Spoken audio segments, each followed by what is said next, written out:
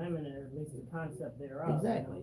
Redress your grievances with your government. And I was talking about some New York City stuff, that lady that ran down the cop and broke his leg, and, did on purpose. Crazy people, I swear to goodness.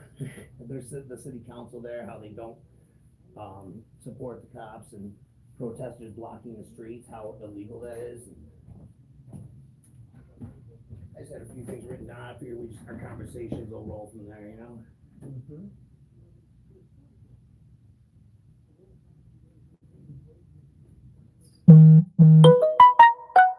People always talk about things like minimum wage and raising the minimum wage. I really love the concept of raising the minimum wage if we could actually do something about the inflation first. How about that? Exactly. It's just really about priorities. It's got to go hand in hand. Some things don't work unless there's other things that work with it. It's just that simple. I saw a commercial from the 80s the other day, and it was like a Ponderosa. So it said Ponderosa, you can have a whole meal for $4. Right? $4. $4, yeah. Come, bring your family to I get remember tonight. Ponderosa. Ponderosa's awesome. Yeah.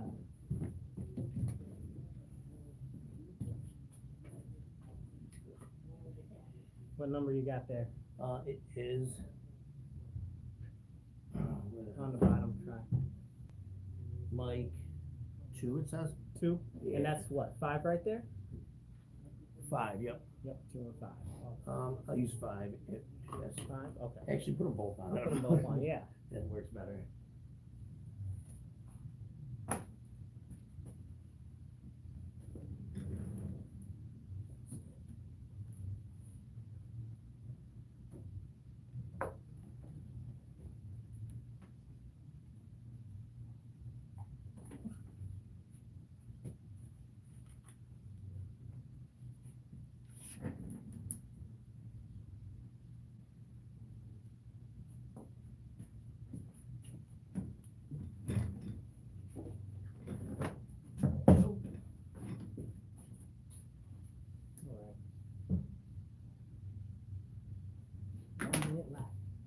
About to go live.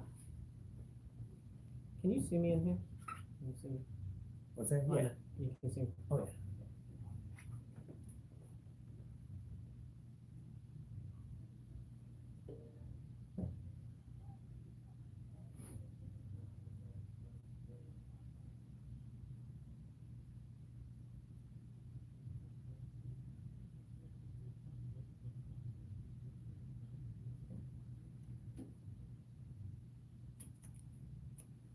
And we're going live.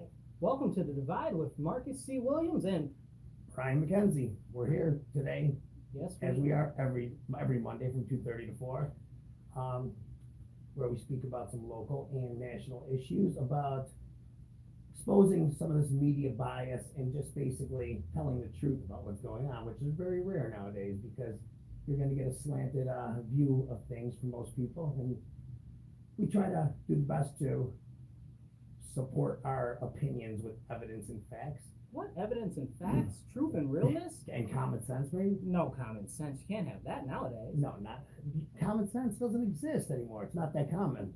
I heard this was going to be the year of the common sense revolution, where a whole bunch of people were starting to wake up and they were really realizing how far things had gone and that they were going to swing back the pendulum the other way. It does seem like that's kind of happening. So, well, will they come out to vote? Is the real see, that's what I always say. I say you see these people, like, they're saying the right things when you talk to them. They're, they seem to want the same thing as other people, but then they get to the booth and what do? They either vote the wrong way or don't vote at all. And that's a very big thing that we're having as a problem right now, is so many people are so fed up with the way the government is working. They're fed up with whoever they may be, but what we don't see is them coming out to actually go out and vote. Now, I see a lot of people complain about big government, about overregulation, about the government interfering in their lives, or the government not doing what they want them to do. But if you actually believe in that, you have to come out and vote for a candidate and somebody that not only says that they believe in small government deregulation, they actually stand up and stand for it publicly, vocally, and on policy. Yeah, because if you're complaining and you don't vote, it's almost like what you're doing is, complaining about something and then not taking the action you can actually that you're given, by the Constitution, in this country, to vote for an elected official that can actually represent you the correct way. And ultimately they say, oh, it's not worth voting for here. This person's going to win anyways. But you don't know that. You don't know that. I hear that so often. One of the scariest things, especially living in New York State, is people will say, oh, well, that's just the way it is, or, well, it doesn't have to be that way. Just because it is that way doesn't mean that you should give up, and you should stop going out and voting, and you should not get active. If you really care, if the issues really matter to you, then you should be vocalizing that publicly to everybody that's willing to listen, and everybody that actually shares the same concept and thoughts as you. You should galvanize and work to get that message out in the community and get people to vote on those points. Yeah, there's nothing wrong with talking about stuff and speaking about stuff. Too many people got this thing in their head where it's, don't talk about politics. No, well, that's not. First of all, it's not politics. It's your life. It's social issues. It's issues that affect you every single day. So to speak about them to other people and have conversations, even debates, is not wrong. It's actually your duty as an American to do so, because without debate, nothing's going to change. Where one of the very serious things I believe America has gone wrong at is PCness. Politically correctness right now has not only destroyed our nation, it's continuing to devolve the mindset and your ability to think. Just today, I read a post on X, formerly Twitter, which said and this is from a politician that I like them as a politician, I like in general, I can't agree with everybody on everything, but I like them as an individual, as a human being, and they posted, well, Kathy Hochul is putting up, the high priestess Kathy, she's putting up $4 billion for illegal migrants, but they're not migrants. They're illegal aliens. Correct. First of all, migrant implies movement within a country, within one's own country. That's the definition of the word migrant. So they're not from this immigrant country. Would be the correct word. But it's not even immigrant, because they're not immigrating. Illegal. It's illegal aliens. Yep, they are exactly. illegally coming into our nation. And this is something that we have to get away from, this PCness. Over the week, they were talking about, I was at city council last week, they had the people like, don't say homeless, say unhoused. Yeah. Unhoused? Come on. I've never heard a homeless person tell me, oh, I don't want any food, don't call me homeless, I'm unhoused. The pretentiousness of these people who have their housing, who are generally more affluent, are the same individuals that are saying, let's recreate the whole English language and the vernacular and the lexicon in which we use to refer to things. These are the people that are so self-involved that think that they know what's best for our language to change the mindset of the masses, when it affects people that they are not, which they claim to represent, but they don't know anything about. So true. They tried to pull that with the Latino people, with the Latinx, and Latino people fought back. They said, they were like, no, you don't change our culture. You don't change what we've been. You're not part of this culture. They're still trying to fight that too. Exactly. Well, you're talking about a bunch of academic and elite white people, for the most part, that are making the changes for minority groups and changing the language. New York State changed the language on what you can call prisoners. You can't call them inmates anymore. We call them inmates. Whatever. Give me a break here. It doesn't matter what you call them; they're in jail. Incarcerated persons, yes, right? Incarcerated That's what persons, correct. That's like a whole four extra syllables and nonsense. What in the Jiminy? It doesn't change. It doesn't change a situation just because you change the name. You can call a rose, a piece of crap, but it's still a rose. It doesn't matter. And that goes into one of the topics I was talking about, ACLU. ACLU is supposed to defend your civil rights, correct? Bottom line, that's what they're there for. They did in the past, where they always kind of leaning left, of course, but they defended free speech. That was one of the biggest things, always, to a T. It didn't matter who you were. If you were attacked for your speech, they would defend you. Now, they literally wrote in their bylaws recently that before they take a case to defend free speech, they have to make sure that speech doesn't offend anyone. Well, doesn't all speech offend somebody somewhere? Exactly. And this is part of the issue that we're experiencing right now. everybody's become so soft, okay? Everybody is so soft you can knock them over with a cattail. Yeah. And this is a very, very serious issue. If you get all super concerned about what everybody's feelings is and the way that you're phrasing stuff, not only are you limiting your ability to get your point across in the manner in which you want to actually deliver it and for it to be impactful, but you're also limiting people's ability to think and reason along those lines. And I encourage all of you guys that are listening or watching to go out and buy the book 1984 in print. Get an older version if you can. Read okay, read it very closely, because what we see is a lot of what they talked about in there. When they were talking about how you can change a person's mindset by altering the language and stuff like that. It's very it'll blow your mind when you read that. You're gonna say, whoa, how did he know? Written by a socialist too, so it's crazy. Yes, exactly. I mean, it's literally to a T what is happening here. Maybe not to the fullest extent, but to you'll see that. Everything that's written. Say maybe not to the fullest extent. It's headed there. It's headed there. Are we not there already? The fake wars that are going on, the control for COVID, all that stuff. I mean, oh man, listen. The propaganda that's going on, the rewriting of actual news and history that's going on. Yes. I mean, everything. I just the other day, I mean, you know, they have the part with the chocolate rations where they lower it 1 week and then they raise it the next week, but they didn't really raise it. It was actually lower than what it was originally. And they were praising the government for doing that. That's what we're experiencing right now. They're like, oh, the economy is great. Gas prices are great. They're lower than they've ever been. What planet are you on? Just because they've gone down from the high that you pushed them to artificially because of depleting our strategic oil reserves, which we got when oil was $0, mind you. Oil was $0. If you guys don't remember, during the previous presidency under Donald Trump, oil was below zero for a while. That you can give away oil. So that's something very you got to be cognitive about. That's why that. your gas really prices think were about where they that. And we had great reserves, but we didn't even need those reserves and we sold them, and Biden sold the reserves to China. And now he's trying to replenish it at a way higher cost. Higher cost. It's crazy. Oh my goodness, it's so insane. But nobody talks about that. No, because this actually goes into policy of reality and stuff that actually impacts us. Exactly. You know, and I'd like to point out there, as you're talking about the ACLU as groups that appear to be what they are not actually. Absolutely, yep. We've got so many politicians nowadays that are doing that. A large amount of these politicians are really serving the elite and the establishment, and this is a very serious issue. And right now I'm going to take 2 seconds as a conservative, as a Republican, and I'm going to hammer the Republicans and the conservatives right now, okay? Because I'm really not feeling what's going on right now. I've been seeing, this is an election year, mind you, but more so, everybody is focused on the presidential election. Okay. But we've got congressional elections. Exactly. The congressional elections are more important than the presidential election. The president is a figurehead largely. Okay. They can say, oh, we want to go in a direction of policy, but they can't really do anything outside of something that actually goes for the military. So they're all, oh, the president.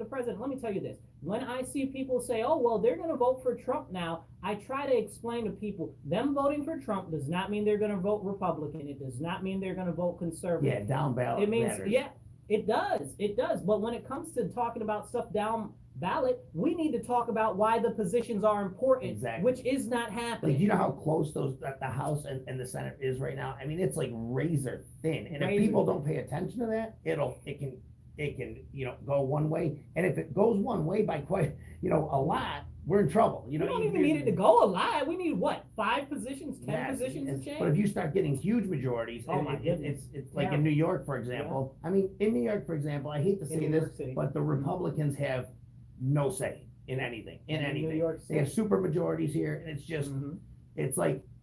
I mean, it's a shame, but it's true. They get voiced their opinion, yes, but is any policy going to be written because of a Republican or a conservative? Well, see, so whereas you would say maybe not, I would say yes, indeed, 100%. And this is the problem with Republicans in New York State. This is the problem with conservatives. They get on that mindset, the mindset you were just describing, and they're like, oh, we can't do anything because it's the Democrats. Well, I could see you on TV. You've got your own bully pulpit, okay? True, you do have a platform, our elected officials. You can go out in the community and raise holy hell about it. Okay, you can galvanize and organize your people in your community around the values that they actually care about. I mean, you mean to tell me things like there was a fiscal responsibility bill that Josh Jensen put forth in the state assembly last year, and it went nowhere, and Democrats all voted it down. Yep. If I was, first of all, I didn't even know that happened. I'm a little feeling some type of way, Josh. I love you, but I'm still feeling something. You could have told somebody. Okay. But I'm feeling some type of way because that's the messaging that we need to get out. Why didn't we galvanize the community around financial literacy in schools? Yes. Who's going to say no to that? Exactly. You know, who's going to say no? And this goes back to the messaging that we as Republicans and conservatives need to be putting out there. We need to return to the roots of our conversation, which is the working class individual, which is the struggling parent, which is the struggling people. The Conservative Party and Republican Party have become the party of the working class. In the past, they said they weren't. You know, it was always we were always supposed to. Yeah. Yes, but we have for sure now, and it's locally. For example, locally, I'm so disappointed in the Republican Party locally. We were not even putting out candidates in the city and things like that. It's like that attitude. It's like, we can't win, so we're not going to put any good. So for a change, and I can speak to this directly because I am part of the county committee. So we are working on getting more people out, okay, to run for different offices and stuff like that. And I am very thankful that we have, under the new leadership that we have, Pat Riley is our new leadership. He is going in a different direction. It's kind of hard because there's that are still trying to pull trying to move around and stuff like that. And I don't even have an issue with that. Okay, my big issue is I'm the city. Leave me alone in the city. Let me in the city. Don't come at me. Don't give me a hard time. I got this. You know. Can't talk about everywhere else. I can only talk about my desires for what I see for the city moving forward. And now that we've got the last two and a half. Basically, the last two leaders that we had of the committee were letting us run candidates and giving their blessing, as you would say, for the city. That's all I want. Is that, and leave me alone. You know, because the fact of the matter is that because, like you said, the Republicans don't have much power in the county, so a lot of money isn't going to come in from the county. The money just isn't there. And what happens is people think, oh, well, they should run people for everything, and then they should be supporting them. They don't have the ability to do that. They just don't have the numbers and they don't have the money. But my thing is, when you have a candidate that matters to you, that shares your belief, you as an individual need to get out and help that candidate as much as you can. Make phone calls. Maybe you can't knock doors if you can do that. Okay, donate a couple of bucks. Do whatever it is you can. Talk them up at work. Do what it is that you can do. Now, one thing I do differ on opinion with than what most of the people in the Republican Party want right now, for locally, we're talking local, is they want to run candidates for every single district this year. I do not agree with that. I think that is not the best direction because we need to focus. We'll be spread thin then. We'll be spread. Yeah. Thank you. Okay, that's the art of war right there. If you send your troops everywhere you will be weak, right? Especially when you don't have the resources to do so. Especially when you don't. Yeah. And what we need to do is we need to focus on certain areas where we can pick up where we feel there's a possibility to hit there. Yeah, and I know there's a lot of pressure to run candidates and everything this year. Really, I believe we should be focusing on using this year to build machine for next year. We did see it in the last election. We did see movement. I mean, for sure, with Singletary and some other, we saw movement. The numbers changed quite a bit, actually, if you look. So, I mean, there is, I mean, and he did the right thing along with you, helping him, going out and talking to people. And the problem being is a lot of people in the city, they want the same things they do. They want low crime, they want this, but they're told, oh, well, we're going to do that for you by a Democrat, and they go vote Democrat because they've always done it. Well, again, and this is where it takes years and years and years to turn back from where we are. This didn't happen overnight. Okay, people say it started in the 70s or the 60s, or it started after the Reconstruction, after the Civil War. Okay, wherever you want to pin it from, it did not start overnight. And I put a lot on it of the Marxist socialist policies that we're seeing, which are not just those policies, right? It's the strategy. Yes. Invade the school system, invade the bureaucracy. Yes, divide the masses. So they're so ingrained in the bureaucracy and the government, like it's going to take decades and decades to get them out. And Yeah. I mean, they're so ingrained in the education system. How Well, it took them 100 years to huge. get I where mean, they they are. are in the really education ingrained in system. the education system. So, and they're changing the hearts and the minds of the individuals that are coming up. So how are we going to combat that? We have to start getting more people Exactly. in those types of positions. Now, it's interesting that what we do see is we see a fight now between the Democrats that we would consider Democrat and moderate Democrats. There's a civil war and in the there, progressives and the Mhm. progressives and leftist socialists. There's a very quiet civil war in there that There is. if you look, it's there. You can see it Yeah. every day. But they try to, because they try to say they're a united party. They try to keep it quiet, but Yeah. there's a bit. I mean, there's a lot. Well, that's because the Democrats sat idle while the socialists started to impede Yes, and exactly. take more and more and more. They're like, oh well, if we just let them go, everything will be fine. Well, clearly everything is not fine. No. Everything is not fine, and now they're waking up and they're seeing that they have to do something.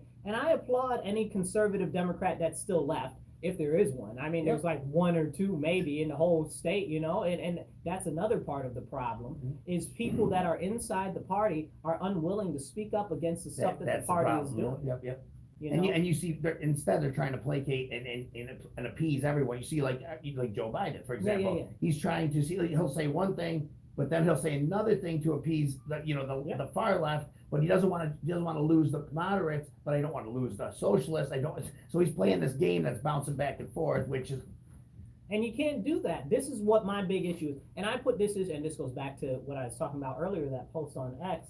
And this is something I'm seeing Republicans do too much of. This soft, foo-foo language that makes everybody feel good or is supposed to make people feel good. Nobody wants that. Let me tell you why there are Democrats that will vote Republican. I'll tell you right now. There are Democrats that will vote Republican for the Republicans that stand up on the Republican values that they know that they will stand up on. It's not about whether they like them or not. It's about that they know what they are about and where they stand on, and the fact that they are consistent to their platform and their policies. Yep. And that is something that is sorely being lost out on by the Republican Party in many spaces right now, because they're like, oh, I don't want to sound like I'm too far right. What is far right even? Yeah, right. They saying make America great again is, oh, I don't want to sound like I'm for Trump. Somebody told me the other day that they don't like America first because it sounds like Trump. First of all, don't get me started. Don't do me like that. Don't play in my face. You understand what I'm saying?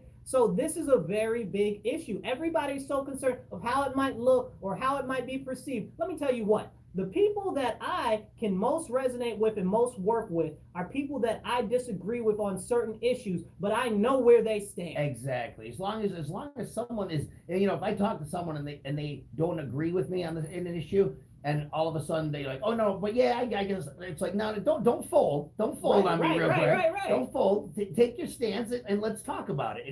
And I'm fine with that. It's totally fine. That's you're right. I mean, that's how America was built, on debate. But we also have the media helping the left big time. I mean, there was a poll the other day that showed that only 3% of journalists consider themselves Republican or conservative. 3%. Yeah. So, I mean, talk about a stacked deck. I said that's like a football team playing another football team, and every single referee and every single fan is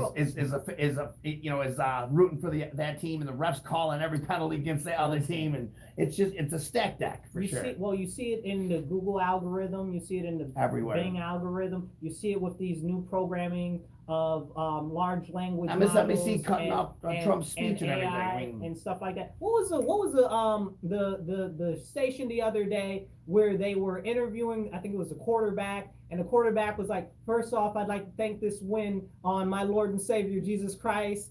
And then he went into some other stuff, and they cut that. Really? They cut that part out. They cut that part out. I'm not sure. I don't remember who it was, but Wow. And this is what? Why would you cut out Jesus? Right? You're cutting out Jesus. Well, we know why. We know why. I mean, it's happening every day.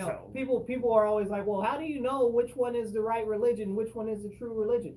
How about the one that everybody hates that they say doesn't exist? But you hate the God so much. I mean, that's make it make sense to me. Well, I always say too, I'm like, it's a country where you can believe it whatever you want as far as spiritually. But what I don't get is how if you walk into a school, say you got a 10-year-old son, now he walks into school with a Jay-Z shirt on, who raps about all this like drug dealing and this and that, and it's a cool shirt. Everyone's like, oh, it's a cool shirt, man. But if you walk into it with a shirt with Jesus Christ on it, they're gonna ask you to change it. Well, I think Jay-Z was not the optimal example right there. I think there are a lot of other people that are much worse and honestly, for all of Jay-Z's catalog, he's been pretty good about all of the stuff that he's talked about, mostly focusing on his life experiences. He has changed, for sure. However, there are some, what was it? Let's go Cardi B. We'll say Cardi B. Cardi B and Sexy Red and the rest of them. And let's say that. Let's use that as an my example. booty hole is brown. I mean, how is that music? How is that even, who's allowing that to be produced? Oh no, now we're talking about producers. Oh no. Yeah, right. I mean, well, she had that one song, whatever it is, WAP or something. We can't even say it on the station what it stands for. The point is, she put out that song, and like next week, Joe Biden's meeting with her and having. And she switched up on him too. I know she did. She pulled a huge switch on him. Yeah. You know, a lot of Hollywood and people in the music industry have opened their mouth and have switched. I'm not saying they totally switched, but you can see them take these steps backwards from where they stood before, or maybe they just didn't want to speak out before. But either way, they're finding it now that, you know what, I can speak out. I can say what I feel, and it's refreshing to see some of these people come out and say. Yeah, they had an interview the other day with some, I can't remember who it was. It was a black rapper, and he goes, you know what, I've never said, he goes, but they asked if he was voting for Biden. He goes, no. He goes, he's just too old, he's not doing the right thing. They're like, you're gonna vote for Trump? He goes, Trump put a lot of money in the hood, so yeah, I think I'm going to. Yeah, see, here's the thing that a lot of people don't want to talk about. Actually talking. You understand? So now they've got all of these sycophants for Biden trying to push into the black community because he's losing the black vote. Yes. Yep. So I mean, don't play in my face, man. Don't do that. I saw the other day, allegedly, and this is allegedly, right? This is what they're putting out there, the narrative. So allegedly, Biden went to this black guy's house with his son, and he brought Cookout, okay, which is a restaurant, down south restaurant, okay. So think of it as like a better KFC with some more soul food. Yeah, I was gonna say with some soul food. But he brought some Cookout there, and they were talking about how, oh well, Biden forgave his student loans. Okay, but you're playing in my face with the student loans. We already know, we've got the numbers that the student loans that are being forgiven, and I'm using quote fingers if you're listening to me on the radio here. Okay, that are being forgiven are largely for the more affluent people that actually can afford to pay back their loans, not the working class, not those in poverty. They're not getting anything, but they're playing in your face. What do you say? They're pissing and they're telling you that it's lemonade. Okay, so this is a very, very serious thing, and we're seeing this more and more and more as the election wears on. They're going to be targeting people and saying all of this and all of that, and trying to make it look like something, but where has he been the last 4 years? But this has happened for the last half a century. Is with the party. They do nothing for the groups that they say they support, and then right the year before their election, they start doing the promises. We're going to give this, we're going to do this, we're going to do that, and the Republicans are racist. They're this, that, and unfortunately, it's worked. But believe it or not, people do start to see a pattern, and eventually it's not going to work. Well, see, this is why we have such low voter turnout right now. People are just completely fed up. They feel like whoever they vote for, nothing's going to change. Correct. Yep. And largely they feel like that because and I'm speaking specifically about New York State. So if you live in a different state, you might feel a little bit different. Yes. But largely in New York State, we've been run into the ground, especially the urban centers, by Democrats for decades. So people are just fed up with voting because they feel like if they vote, they're just going to vote and it's going to be the same thing anyway. But the only reason why that's happening is because as they continue to vote, when they vote, what's happening is they're voting for the same party over and over again. So it's the policies that they're voting on. Yep. It's not actually the person and the individual. Correct. And they need to understand that. But again, there is that civic engagement. There is the concept of participation in government. All of that's been taken out of schools. And this is a thing that I do see from the Republicans a lot, from Republicans, like people who are Republicans. Yep. So I see this from them a lot, is they'll say, oh, well, you get what you vote for, but most people don't vote. Yep. Or they'll say, oh, well, why even bother because this person is bad or that person is bad? It's all bad. It's all bad. Politics is all bad. I'm all about small government. I think that the government should be shrunk completely from the federal level to the state level, to county level, to city level. I think that the government should have such a soft feel. What do you call it? How do you call it? Fingers fitting the Gefühl. Okay, my German isn't that good, you know. It's like when Michelle Obama. Finger touch, yeah, lightly. They do everything. She I said don't want them to do everything. people think the government does nothing, but they do everything. And Michelle that right Obama there, was right. that literally, if you just look at that quote right there, you know how they feel, how the left feels. They do everything. So they think that the government should control every aspect of your life. I don't want them to control your children. I don't want them to control your household. I don't want you to have to get a permit to do some alterations on your house the way that you want to do. I don't want them to tell you how many chickens that you can have on your property. I don't want I don't want them to control education. Going back to education real quick, I heard Mark Levin, I believe it was, say the other day that school choice is the civil rights fight of right now. He said it's school choice is the civil rights fight that the Democrats don't want you to know about.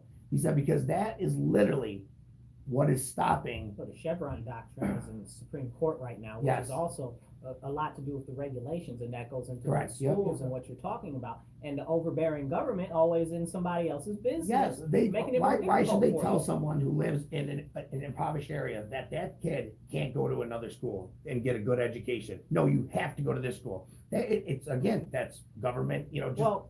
So now we've got in New York State, they're trying to call them community schools.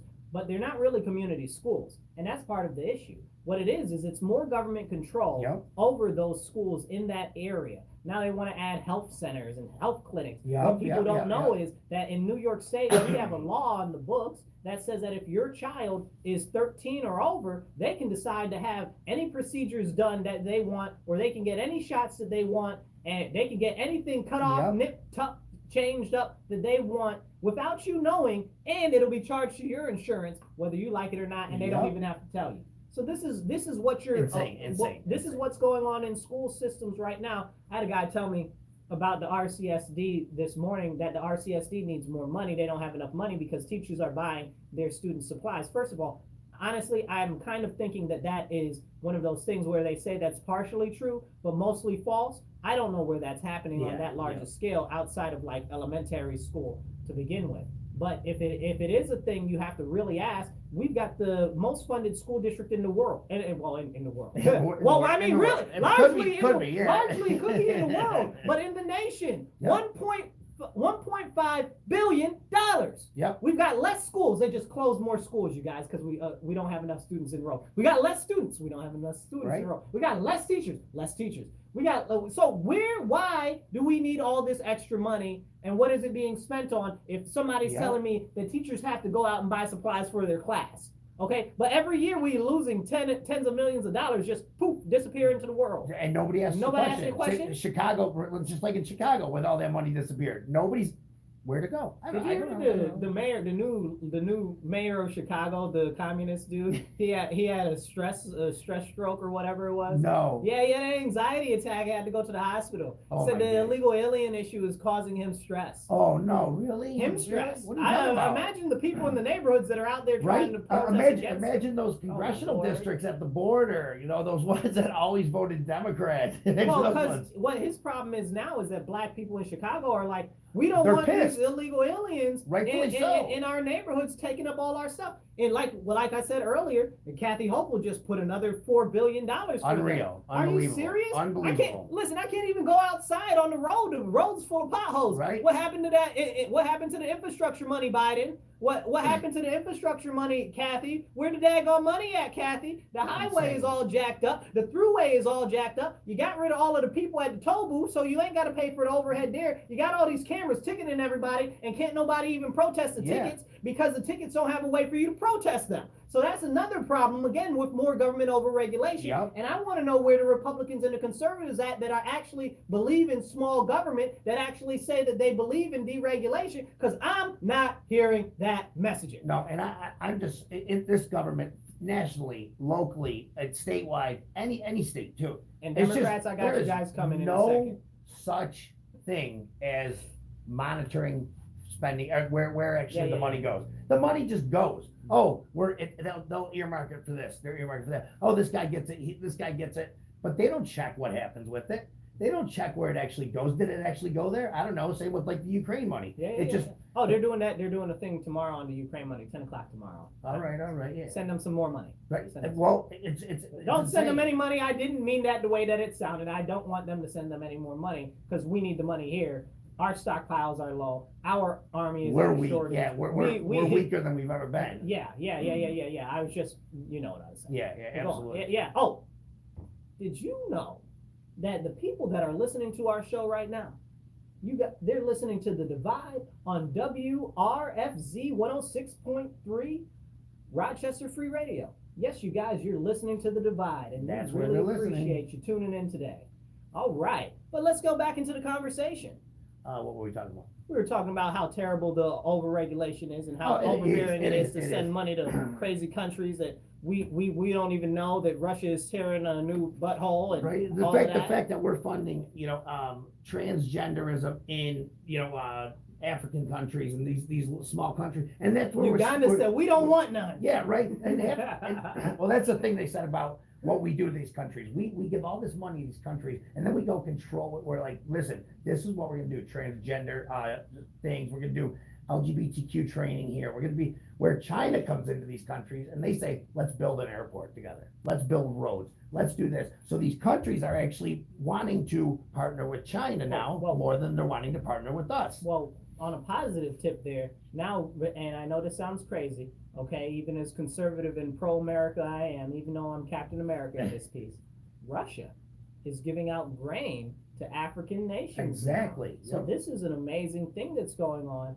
And honestly, more power to them, because please somebody shake loose the chokehold that China has over there right now. That is a very serious issue. I mean, everybody's like Russia, and everybody's so concerned about Russia. Russia can't, man, what do you say? Russia couldn't bust a grape. No. Okay, yes, and that's they can barely defend their own country. Mm-hmm. I am not concerned about Russia in any scale of war or engagement. I am not. Okay, they just trying to make sure that they're okay and that they have a way to actually stay as a solid nation and protect themselves.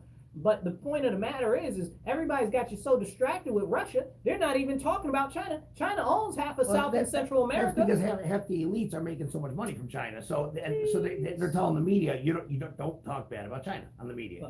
Jamie Dimon at Davos the other day. Yes. He just now said, well, maybe you might not want to invest in China. You might want to reconsider. That's what I was saying. You might want to reconsider at this time. And he said, did you see what he said about Trump too? No, I didn't. What did he say? He wasn't that bad, right? And did you see all the anchors, all the news anchors? They were they were so taken back. He goes, you gotta be honest. He goes, what he really did what he said. He goes, and he's really not that wrong on this. And he goes, he's not wrong on this issue. He's not wrong on this issue. He's right. He goes, so all I'm saying is, the guy, he did what he said what he did, and he's not wrong on those issues. And they were just like, what, they stuttering like crazy. They didn't know it. They weren't ready. They were not ready for that at all. I mean, I'm surprised they didn't cut it. Cut, go to commercial. Right. Listen, well, you shut down one of the largest bankers in the nation to see how fast you lose your job. Exactly. That would have led to some firings, I'm sure. Mm-hmm. But, and it's one of the craziest things that we're seeing right now. As we speak briefly about Davos, we'll talk about that in another episode, what happened at Davos last week. But as we talk briefly about Davos, we see those power-hungry, unelected officials of many countries going over there, telling us how we're supposed to do what we should do for the rest of the world, promoting one world global governance. I don't want global governance because most of these people that are in power right now want us to eat bugs, okay? Yeah, and that's they're promoting everyone. They're promoting tall buildings in the suburbs to turn them into basically cities, and they want everyone compacted. Boom, right there. Well, you might have missed it, but Jim Carrey, because he's a comedian. John Kerry is over there talking about, that. I thought he was quitting.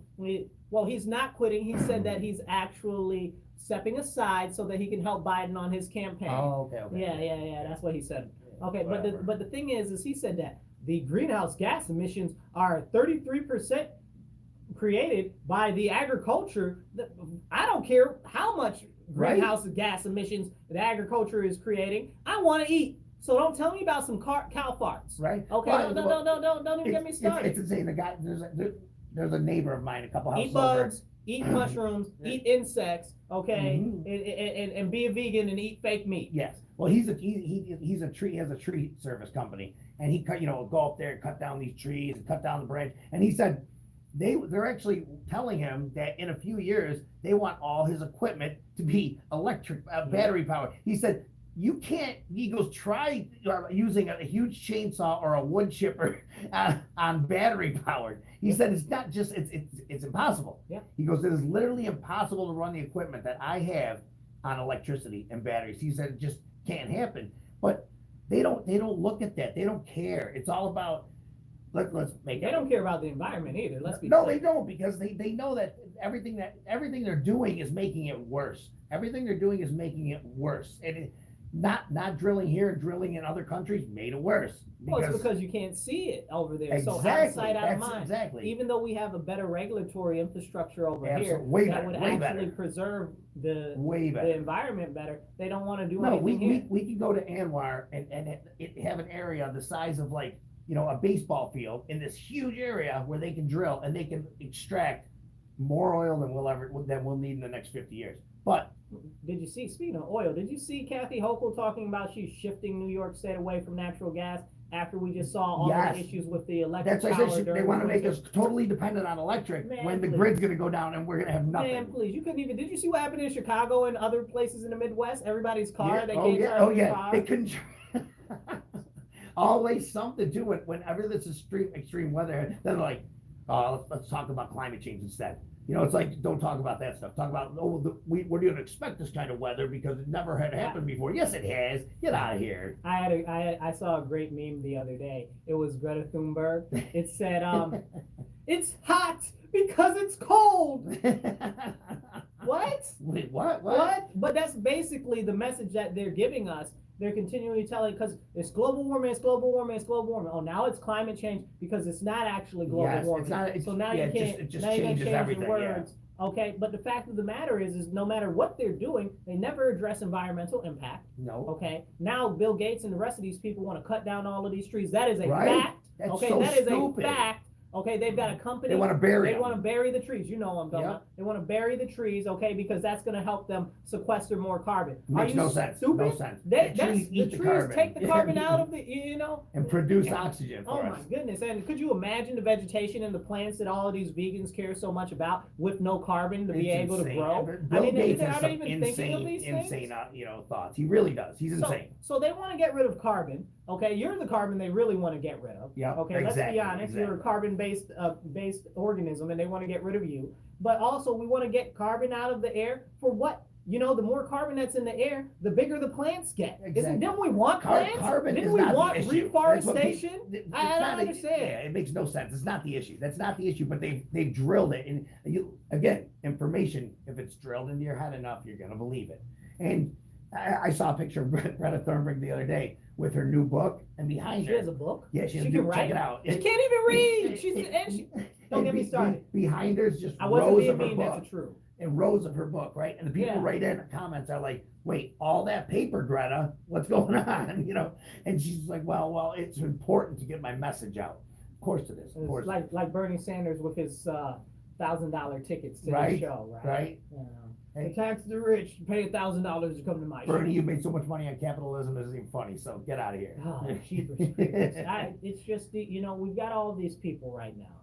And now I'm taking a swing at Democrats since I went a little hard on the Republicans. Yeah, right. Let me balance it back out, okay? I live in a Democrat city, in a Democrat state, okay? The Democrat policies have not been helping the people.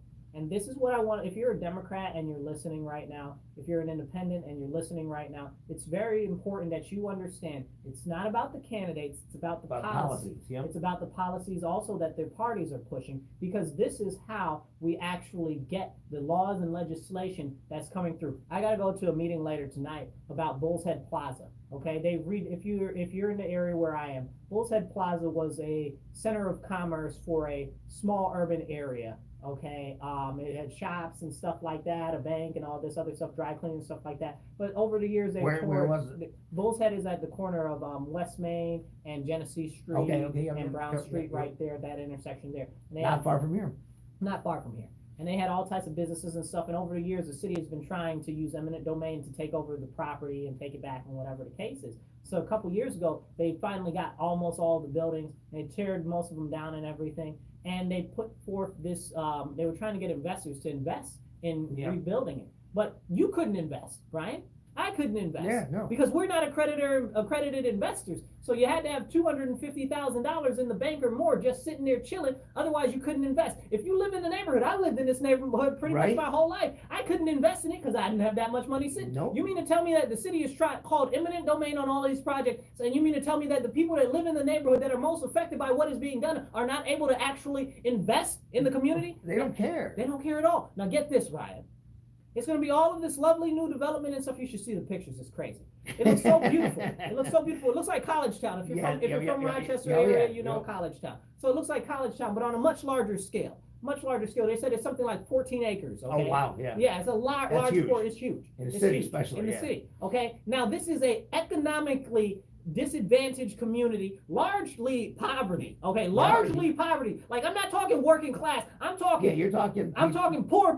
Welfare. Okay, welfare. I'm talking. You got a lot of welfare. Yeah.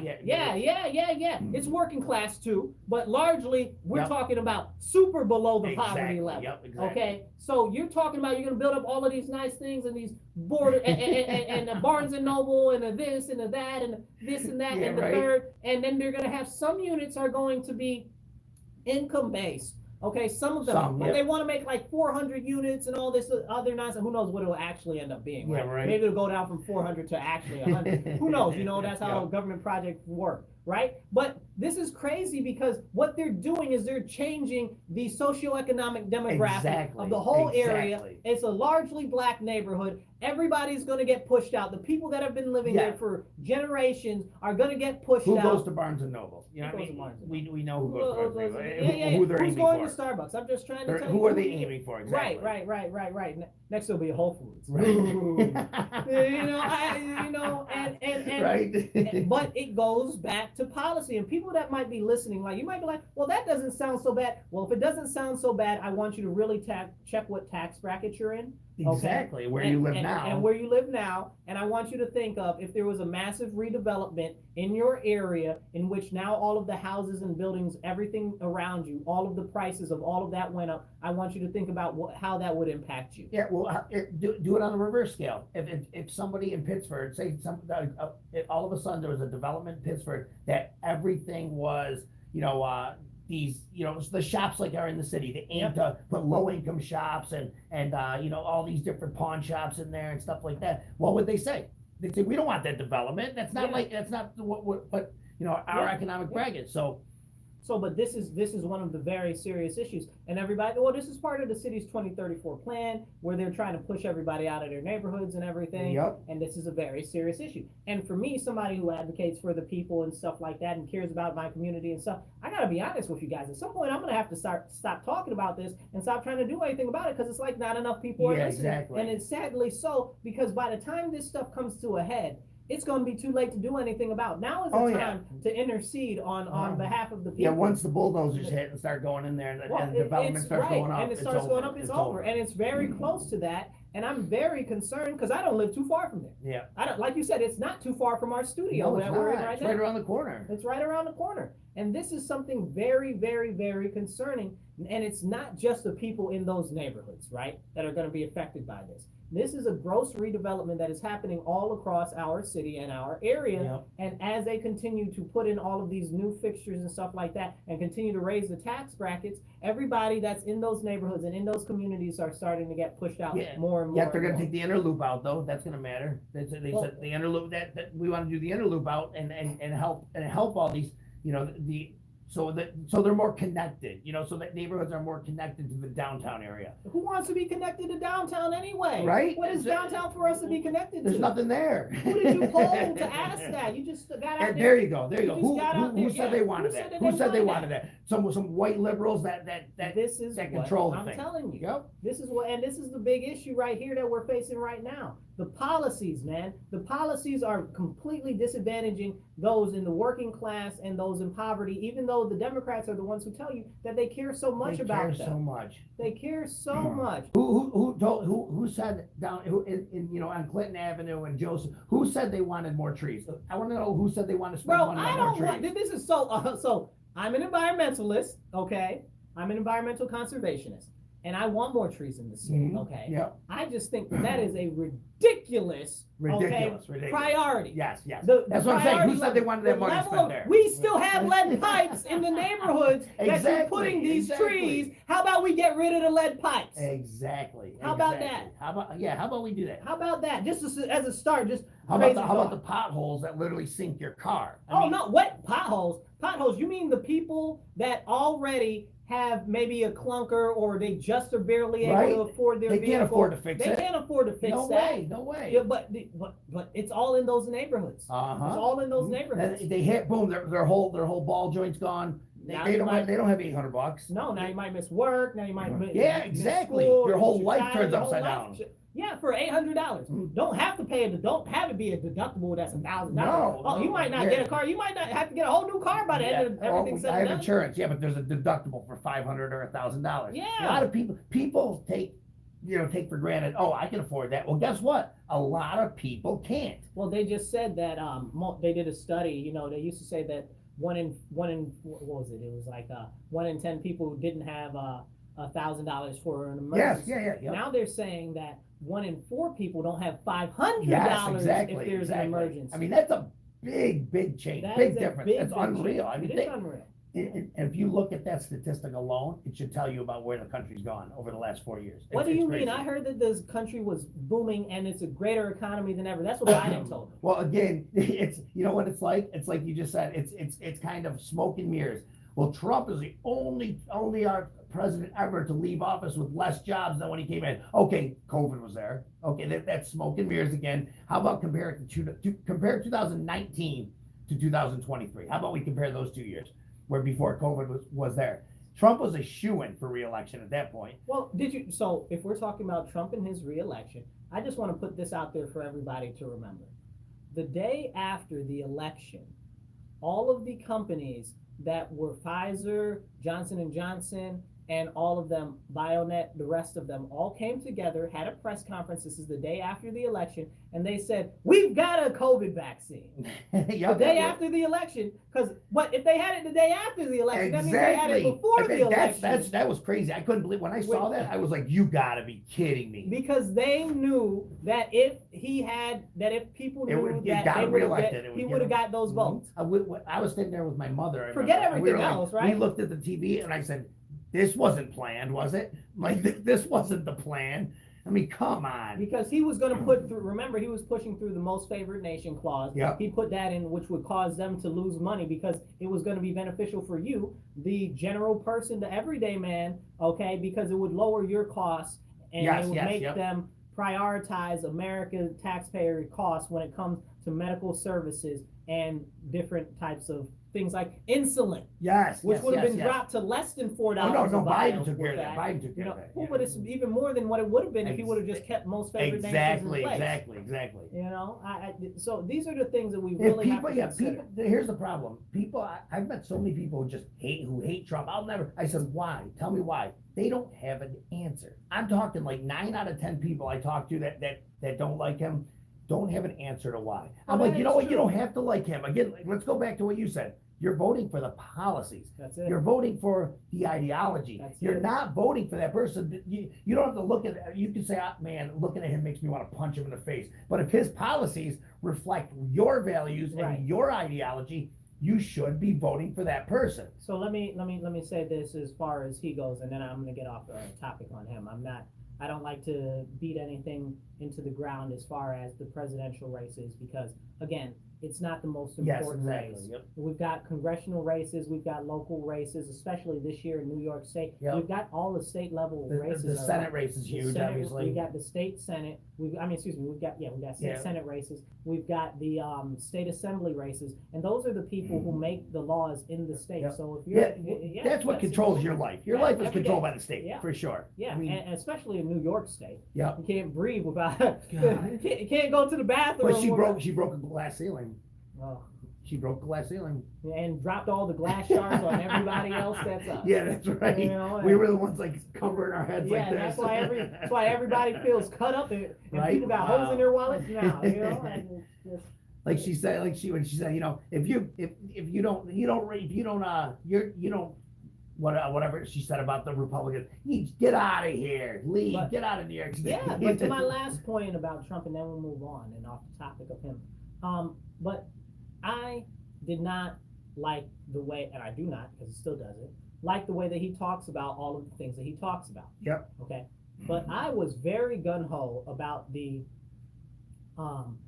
banning countries from coming into America that we blew up. Yep. We blew the country up. We should not be letting people in there. If somebody blows us up tomorrow, yeah, you might be angry. I promise it beyond my death, I will get me some get back. Right. Okay, you exactly. know what I'm saying? Exactly. It doesn't matter if it takes me my whole lifetime and my kids have to get back for me. If they look at you, they're like, God bless America. Look, that is a blood feud right there. If you blew up my country, you understand what I'm saying? So they wanted to let all these people in, but then Trump came and he was like, yeah, we shouldn't let these people in, and he's like, but it's a Muslim ban, and I'm like, holy majority. Yeah.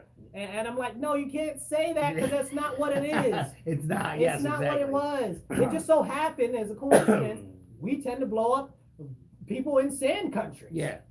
Seems to be that people in sand countries tend to be Muslims. Just so happens. We tend to react because they do something against our bases. Well, but it wasn't just there. It was North Korea. Exactly, it was other Asian countries. It was many of them. It was so many countries. African countries. Oh was my on the goodness! list. Tons of South American countries were on the list. Let me tell you one thing, real quick about what I said the other day. I was sitting there with my dad. We're talking, and we heard Trump talk. Then we heard him talk again, and I said, whoever is advising him this time around is doing a very good job because he's really toned down his rhetoric, and that turned off so many people. I said, and it's almost like I'm waiting for him to say something, you know, just like where I grab my head. I'm like, oh, and he's not saying it, and he's not saying it, and he's not saying it. He's showing a little bit of humility. I'm like, you know what? Could go a long way with some of the people who hate him and don't really know anything, that don't vote on policy. But you're right, because of the words he used in the past, it turned some very moderate Republicans off. And you think to these Republicans, you're like, what policy of Joe Biden and the left do you agree with? Well, none. So why are you voting for him? Just because you don't like the rhetoric of the other guys? See, but and we're gonna pivot from the topic, but it goes to show you that we've got a whole bunch of people that are mad at Trump, and these people are. I agree with them, and I understand and I sympathize with them. People that are mad at the policies that came about COVID. They're mad at him about that. That's a legitimate gripe. Yep. Okay, that's a legitimate gripe. But for everybody else that is like, oh well this or oh well that, I mean, then you don't have you don't really have much of a grounds. I don't like him because he is divisive, and everybody's divisive. Right. He's racist. Everybody's you know he's divisive. not. He's What just simply not racist. That's a false narrative. So no, you don't like him because of that. Let's That's move wrong. into divisiveness, right? Yep. Let's move. We're going to talk about divisiveness here on The Divide on WRFZ 106.3 Rochester Free Radio. I think that's just aptly fitting. So when it comes to division, what we're seeing right now with politicians, be they Democrat or be they Republican, right now we see a galvanization which is disrupting our nation. Because largely, instead of attempting to bring people together on policy, again, here we go to policy. On policy that matters, they're more concerned about separating people and saying, well, will this appeal to my base? Okay, it's not about what will appeal to your base. It's where are your policies? Are your policies in alignment with what the people in your area need and represents them? Correct. So we need to be focusing on who's got the policies. And right now, as far as where I live, it is not the Democrats, unfortunately. No, it's not. I mean, I don't know, and I don't want to hammer on them or whatever it is, but I mean, who's really running stuff over there? Yeah. And we need to talk about more so about the bureaucracy. Yeah, Who's yes, running the unelected ones that are making tons of money. The unelected ones that are making tons of money, that have their own fiefdoms, that really control stuff behind the scenes, the policies, the regulations, and the pushes there. Because somebody brought up a very good point earlier. A lot of these politicians are just good politicians. They don't know anything about nothing. Yeah. Well, you know, their chief of policies. staff make more than they do. They don't really know do. So I mean, it's. They don't know anything about the policy. They got a policy person for that. They don't have know they have anything 20 about, people working for them, and they're doing everything and advising them on what to do. You need to do this. You need to do that. Listen, Okay. My assembly person is always somewhere in front of a camera that has nothing to do with anything that's actually regarding his actual job. Yeah, exactly. Like I'm out here cleaning up trash on the street. First of all, you're not. Anyway, when the camera was on, you picked up a couple pieces. First of all, it wasn't even on the street, bro. It was behind the Dollar General, okay, off the beaten path. Just so nobody would actually see you doing it. Exactly. Because you might get hit upside the head with a water bottle like they did when you were on Clinton. I mean, and that's a real story that happened to my assembly person. But yeah, so or Kathy Hochul went and pictured grilling with the white dress on. Yeah, like she's holding a raw burger like this. Oh my goodness. That's it. Oh my goodness. These people, they play in your face so much, man.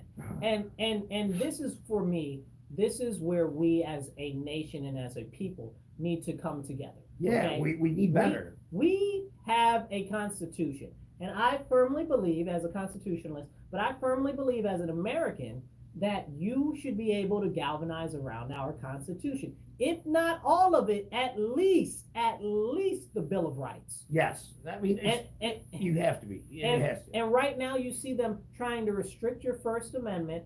You see them restricting the Second Amendment. Now Kathy's, what's his name? Oh my goodness, the guy from New York City, it's two of them.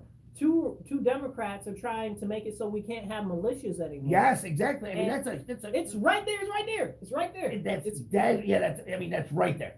You have a right to a militia, a well-regulated for a reason. militia. I mean, you're not the militia, so you don't do what you're doing now, trying to stop the militia. Right, exactly. That's what it's for. You know, and that's a very, very concerning thing. And somebody and people ask, and people are mad at what's going on, and they're like, "Well, when do we get to use the things?" And the question is when do you get to use the things? It might honestly be so far past that time that we need to reassess what's actually going on. How far are we? Where are we now? And how can we move forward? Mm-hmm. Because the way I just honestly don't see enough people becoming galvanized to turn the whole teapot over, okay, to make the difference that's required and demanded by our country's history, which we're not going to get into it. I feel a little bit sour on the whole situation. We can do a whole show on that. A whole show on it, but we need to focus on the policies that are starting to restrict our freedoms and are creating larger government. More government is not the answer. And you might be on the side of those people. So you're on that side. So you think, well, yeah, I don't want to hear that. I don't want to hear that. But that's the thing. That's the speech you need to defend. No, you're not. You don't. It's easy to defend the speech that you agree with. How about defending the speech you don't agree with?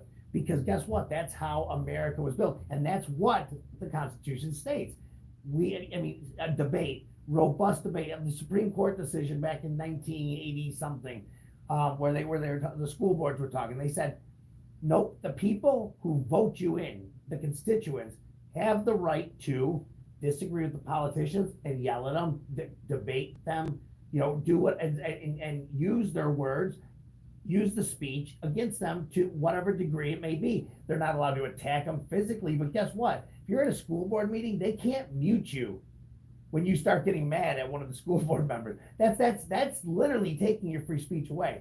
And that's what they're doing. It's in so many areas. They have a mute button. Boom. Now you can't talk anymore. But that's what we're talking about. Now you might disagree with what the person's saying, but that is totally unconstitutional. So to paraphrase Thomas Paine, okay, one of our founding fathers, he said basically, I am more than willing to stand up for anybody else's right, the same as I would stand up for my rights, even if I don't agree with There you go. There you go. and that's very important, but that's something that's been lost because everybody's so left or so right. Yes, exactly. And specifically, I'm going to lean on the left real hard right now. Yeah, you got to. Okay, especially these pro-Palestinian individuals, which I've got other thoughts on what they should be called. Okay, they're definitely jihadists at this point. But let me be a little bit humanized for a second. The fact is that they refuse to tolerate anybody else or their positions or anything else that they have to say. And if you try to say something, they'll shout, shout, and deride. But they're not blocking the streets. That's illegal. They're not allowed to do that. Well, they're not. Their rights don't continue. You know, when you're right to trample over your rights. You know, their rights are limited. Every rights are limited to the law and to what is going on. Like yes, you can protest, but you can't block traffic. You can't do that. That's illegal. Here's the deal. I saw this great bumper sticker. It said, "All lives splatter." I said, oh, yes, that is so true. That is so true. It's so true. And here's the problem.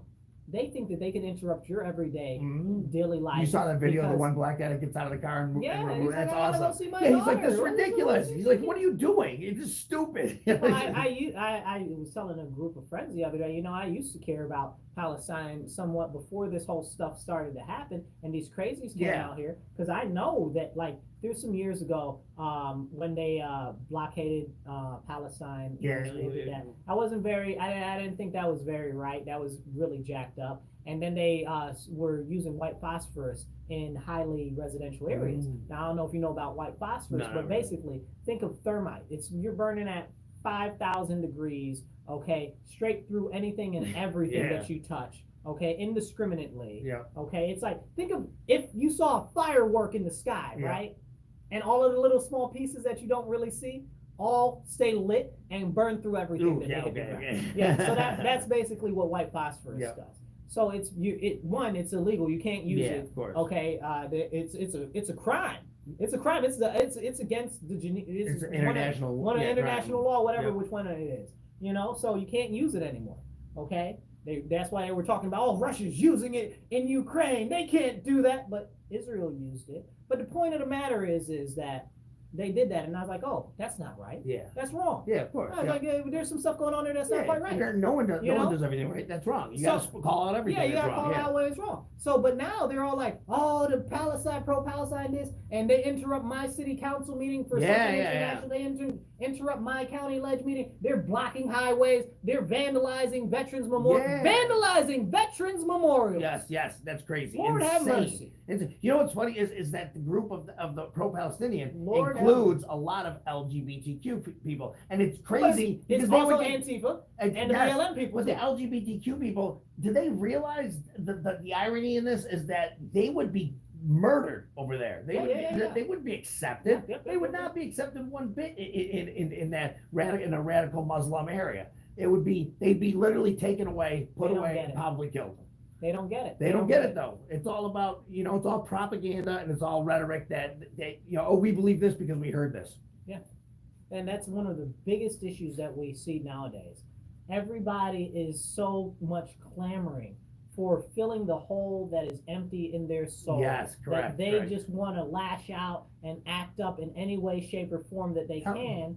And what largely they're doing is whatever the social justice. Yes, it's the same people you're seeing at every protest, no matter what it's for. It's the same people. Y'all need a hug, and y'all need Jesus so he can lead you to our Father in heaven, okay? Because y'all, really, that's what it is. They don't have a personal relationship with the Lord. The Lord wants a personal relationship with you, everyone that's listening. You're angry. You're an angry person.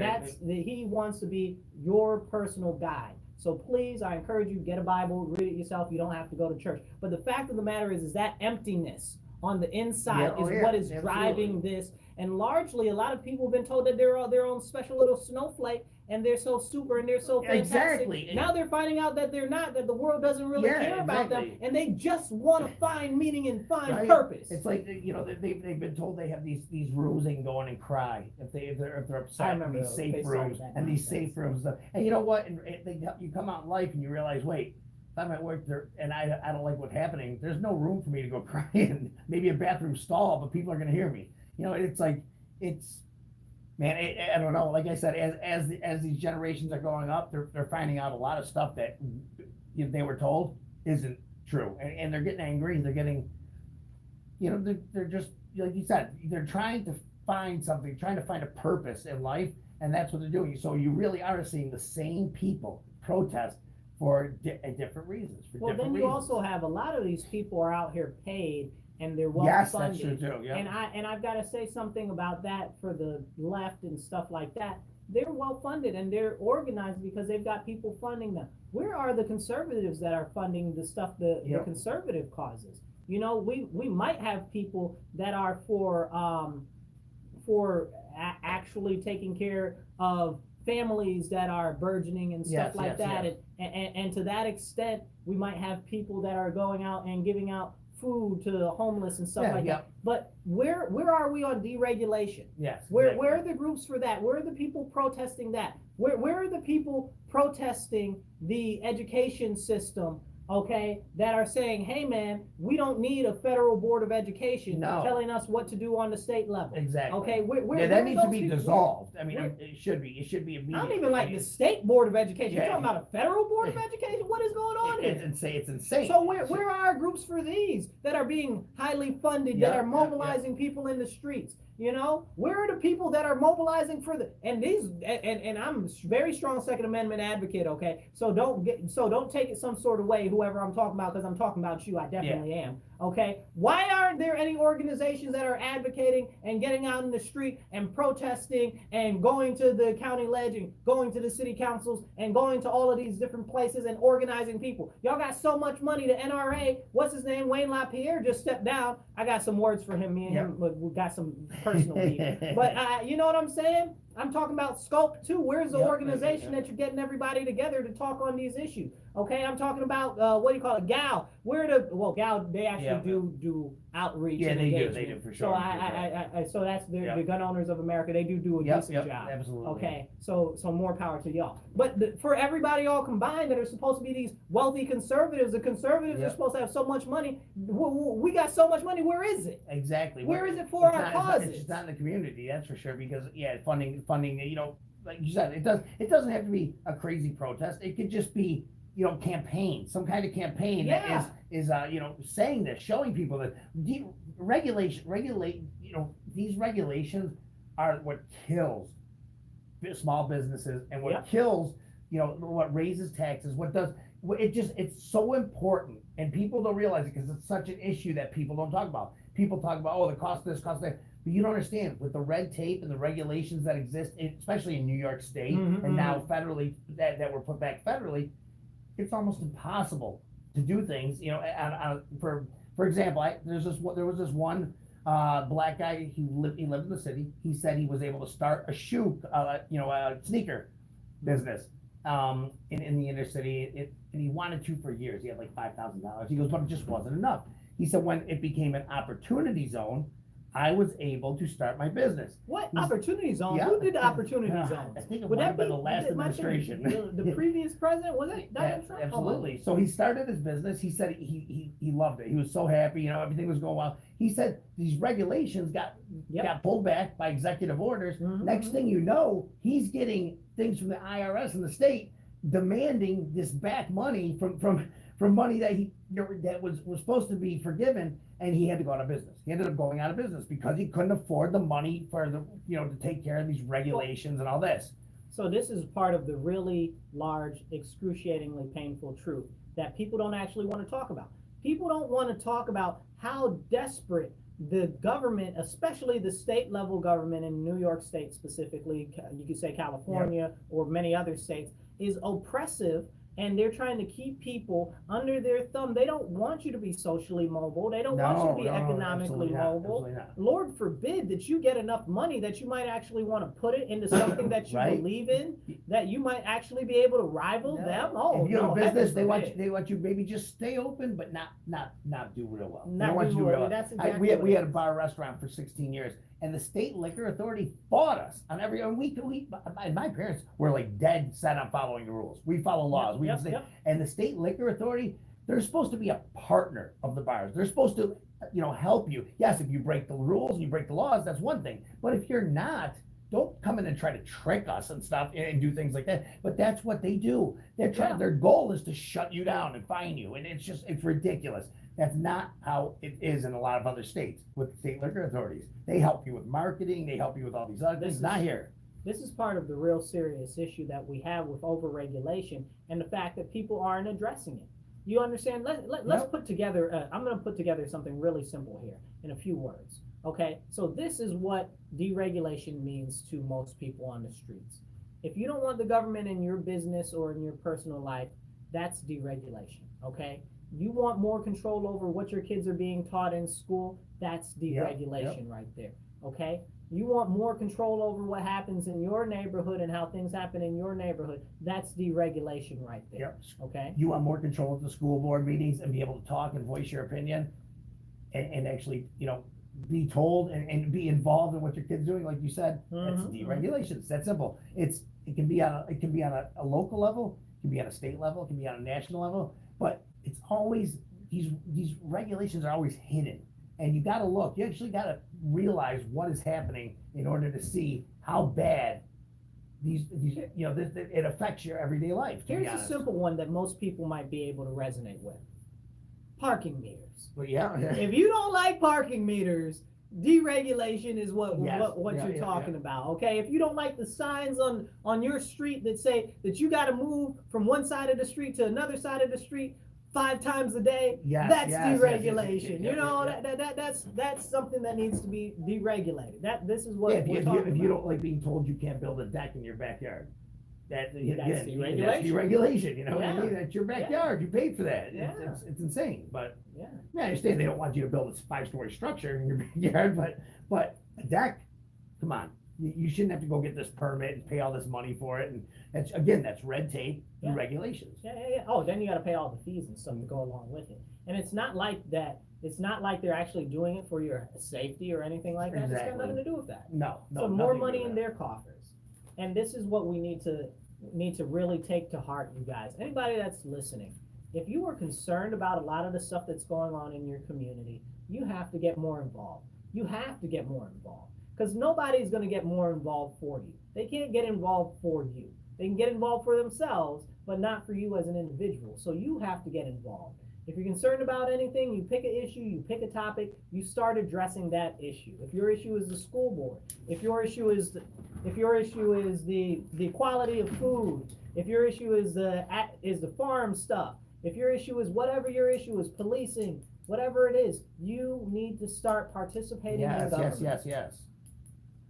So it's like with the issues with the police, they hate the police so much, but what the answer is for them is to have federal police come in and it be federalized. The police, trust me, you don't want that. You don't want the police and law enforcement to be federalized, because then the control is centralized. But that's what they want. That's where they're going. But that's what they're trying to convince people of. Oh yeah, local police are evil. They're gonna have illegal aliens doing all of that too, which is a whole separate conversation. That we can talk about next time, because that's crazy stuff too. Well, you guys, you've been listening to The Divide here on WRFZ 106.3 Rochester Free Radio.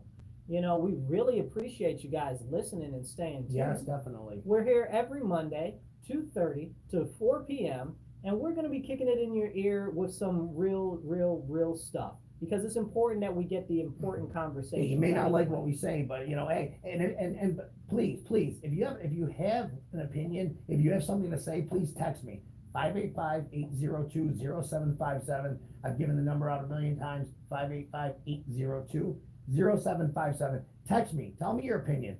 Hey, if you want to come on as a guest, tell me that too. We have no problem with bringing guests on. We love it.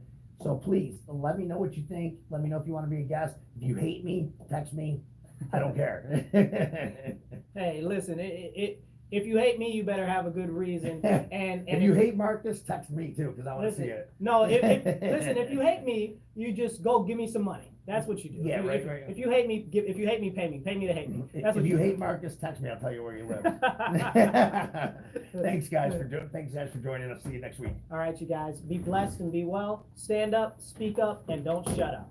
Have a great one.